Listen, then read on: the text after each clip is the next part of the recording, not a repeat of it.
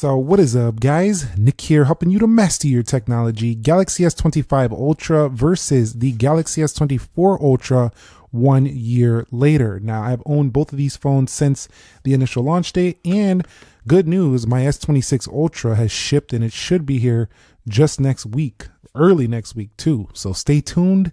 It's about to get fun around these parts. But I always do like to give a 1 year later update comparing the older phone, because I do feel like a lot of people wait till the new phone comes out so they can get the just slightly older phone for cheaper. So let's talk about that now. The Galaxy S25 Ultra can now be found in anywhere from like upper 600 range to in the 700s. It's usually going to be higher at full retail new, but I'm talking about, you know, renewed or refurbished, used. Sometimes you can find them pretty cheap. If you are looking at brand new, you're still going to come way under an S26 Ultra. Now, that Galaxy S24 Ultra, because it came out in 2024, even though it's a little bit older, it's definitely a really nice phone still. You can find this in the mid fives. So it definitely can be found much cheaper as it is significantly older. But when we talk about update support left, the Galaxy S24 Ultra still has about 4 to 5 years left. And then you are going to have about 6 years left on the S25 Ultra. So these phones are extremely still well supported. And so just because the new phone came out doesn't mean that these aren't hot pickups as well. They definitely are. But I want to share with you my thoughts on the S25 Ultra coming from an S24 Ultra now that it's cheaper. Some people might want to be upgrading from this, or even want to know how's it been since you've had it that long comparatively. Maybe they're coming from an older S23 or S22 Ultra. Body and design, we'll start there. A year later, I've come to appreciate its more comfortable design. Now, this is something you don't really necessarily love when you look at the S24 Ultra and you're like, oh, that's a beautiful rectangular titanium classic Samsung look with the Bluetooth S Pen. This is the business. Yes, it is. The looks are the business. But when it comes to day in and day out, the S25 Ultra literally just felt better to hold. Each and every day, it just felt softer, smoother. It was just a better real-world daily experience phone for me over the S24 Ultra, which just felt a little bit bulkier. It felt a little bit less sleek to me, but it definitely felt hefty and premium.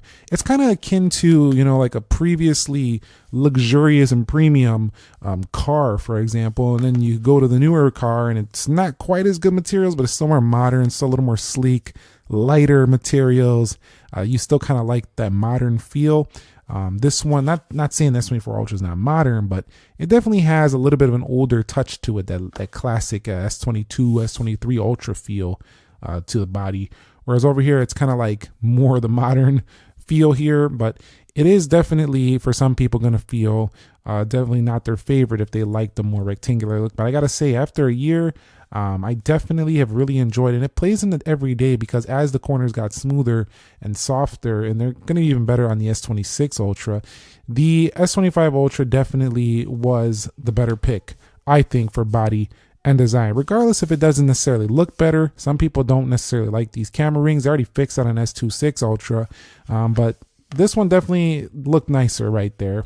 And on the edges, it definitely looks a little bit more unique on the S24 Ultra. But again, we're talking about looks versus function here. And for me, I think function won it out. In my honest take, I just think that the practical feel every day wins it out there. So yeah, probably worth upgrading to the S25 Ultra for that. Now, display, I will say yes as well to the S25 Ultra. The anti-reflective properties are better, but the grain issue with the low brightness also definitely better on the S25 Ultra. Also, there's reports out saying that privacy display is making the Samsung S26 Ultra not look quite as vivid as even the S25 Ultra. And if you go into the screen modes, you go down to advanced settings, you do have this vivid slider that gives you a very nice saturated look. You also had that on the S24 Ultra, and you also had some good anti-reflection on here as well.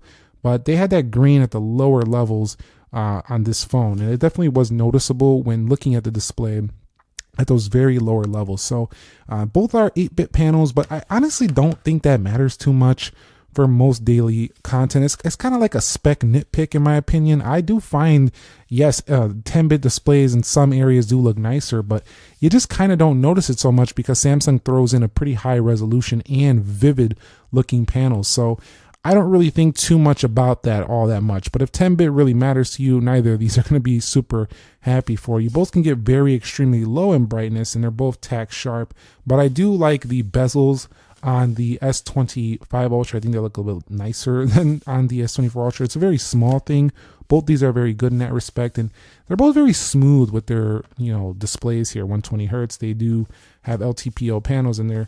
They're just always smooth and fast. It's just such a joy to scroll through them each and every day. I think you'll really enjoy that. Now, when we move on to the area of software with these two phones, I would say no. It's absolutely not necessary to go from a S24 Ultra over to an S25 Ultra. It does run essentially the same exact software. One thing I will say though is that Samsung still tends to bring these updates to the newer phones a little bit faster. It's still a little bit fragmented. Sometimes I feel like I'm waiting longer on the S24 Ultra versus the S25 Ultra, and it's probably going to be the same with the S26 Ultra. They just have so many models. I feel like they just technically don't get them all updated at the exact same time, minute, like you kind of see on the iPhone. But over here, you're still getting plenty of updates. No massive issues with this, and it still feels very modern. So I would say, yeah, from software, not really necessary. You can do exactly the same things on the S24 Ultra as you can do on the S25 Ultra, so it's not that big of a deal. Yes, there are a few AI enhancements to the S25 Ultra, but really day-to-day experience didn't change my life whatsoever, so it's not necessary. You also got AI there. If you hold down on this key right here, you'll have Gemini. You can hold down for circle to search on there, no problem. And you get that trusty Bluetooth S Pen on the S24 Ultra.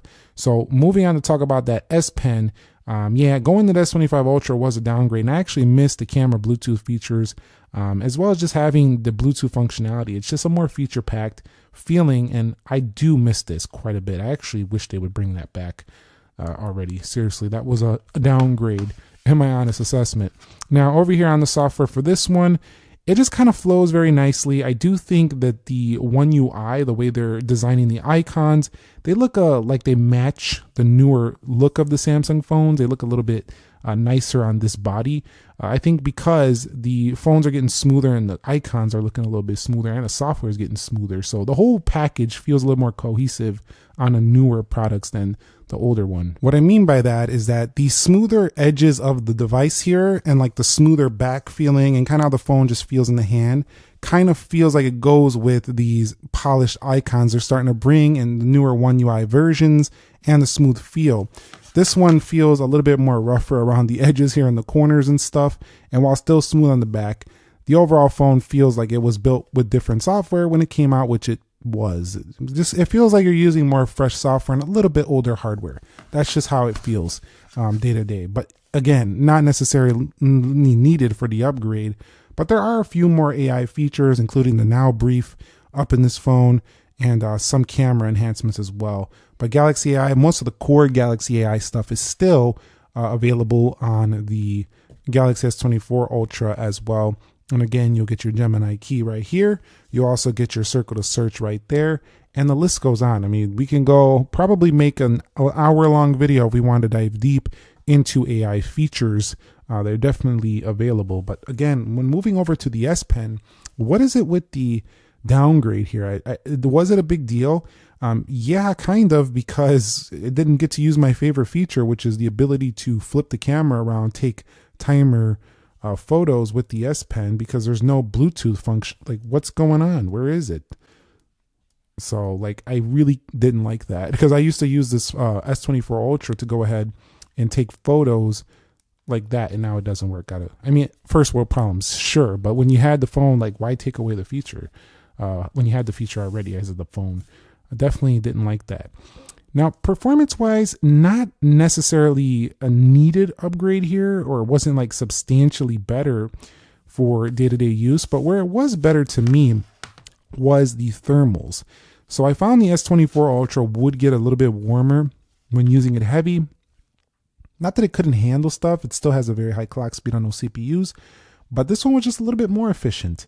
And it definitely handled the heavier use stuff with more of a breeze on the S25 Ultra. So if you want a more future-proofed phone, I do think the S25 Ultra is one you should consider, and it is worth upgrading, I think. But the actual day-to-day performance and single core stuff, not a real issue. And you could obviously do your split screen multitasking, all that stuff with relative ease on both of them. Neither of them have a major issue when plugging into monitors and stuff like that.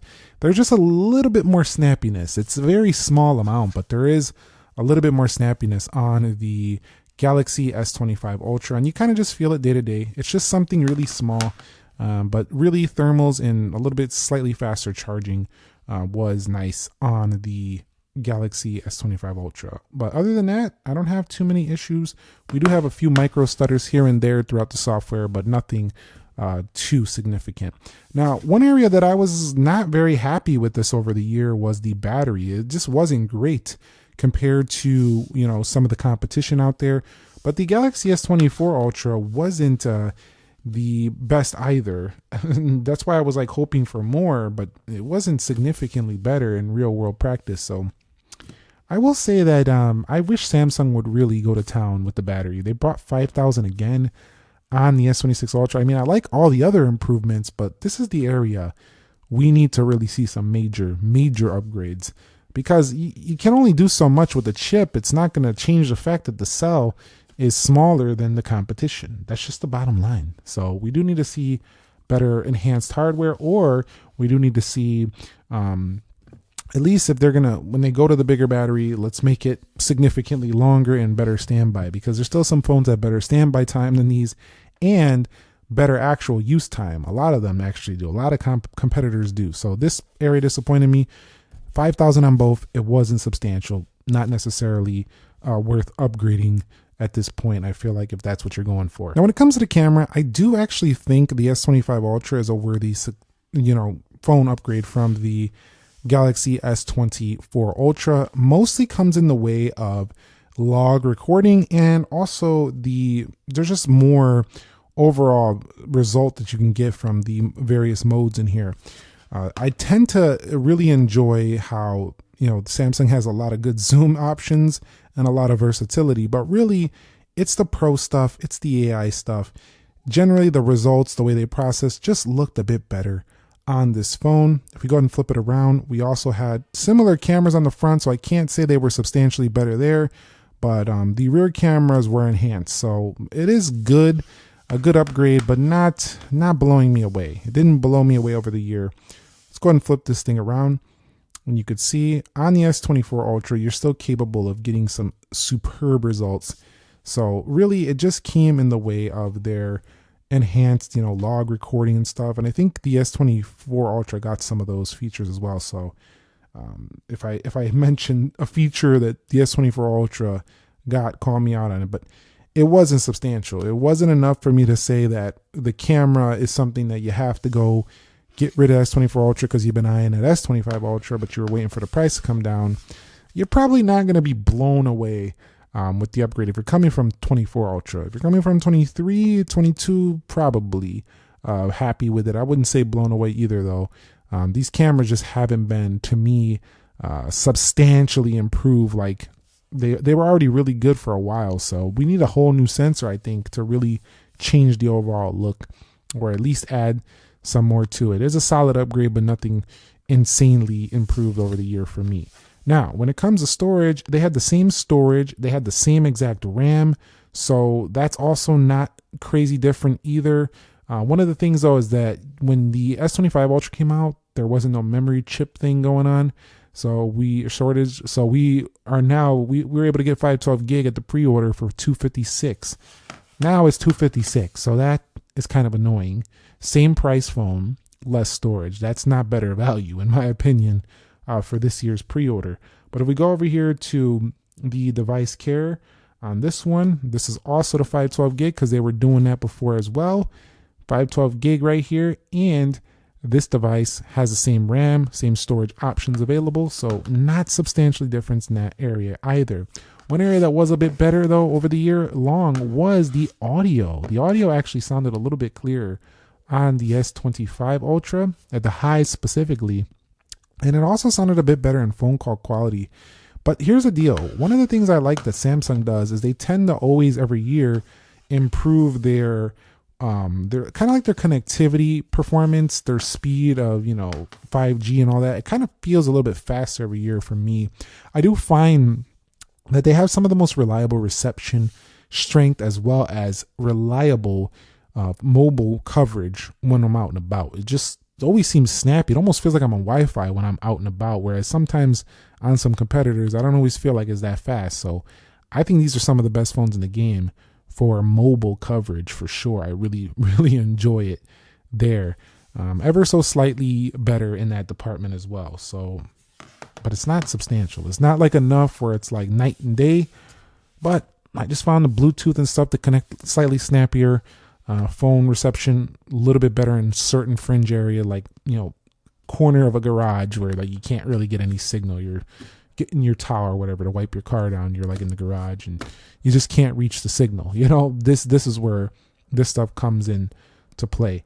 Also in some, maybe like some rural areas where you're out in the country or whatever, you might have a little bit of a harder time on an older phone because they usually improve these areas. So after 1 year, I think we covered pretty much everything I wanted to talk about as an owner a year later with the S25 Ultra by comparison to my thoughts on, coming from the S24 Ultra. And I could say that it has been worth it for a person who wants comfort and convenience. I think that's where they really improved this. It's just a more comfortable, convenient phone to use. It's faster and snappier with more comfort in the hand, and has a better display because it doesn't have that green thing at the low brightness. And so is it a need? No. Is it nice? Yeah, sure. Is it a better phone experience than the S24 Ultra? I think a little bit, but not a crazy amount. Is it an upgrade worth it? I would say probably not. You probably don't need it. I think the better upgrade is to just go straight up to the S26 Ultra from if you skip the S25. But if you really like the S25 and you have an S24 Ultra and you're finally able to grab one, now it's never been a better time. They're cheaper than ever. And I don't think you'll be disappointed. I just think you're going to come to the same conclusion I came to, and that is that the S25 Ultra is an amazing phone that is just a little bit more amazing and gives you a little bit more comfort, a little bit more speed, it's just that's the way I could describe it. It's just a little bit here and there, a little bit here and there over the S24 Ultra, but nothing substantially groundbreaking that changed my life in the Samsung ecosystem. Not like when I go to a Samsung Z Fold 7 and I got split screens on both sides. You get what I'm saying? Anyway, if you found the video helpful, entertaining, informing, click the like button for me. And again, my S26 Ultra is already shipped, so we'll see that very soon here on the channel, as early as next week. So be subscribed. I can't wait to see you in those videos as well. I'll catch you on the next one. Have a great weekend. Nick here. Be sure to be well, and peace.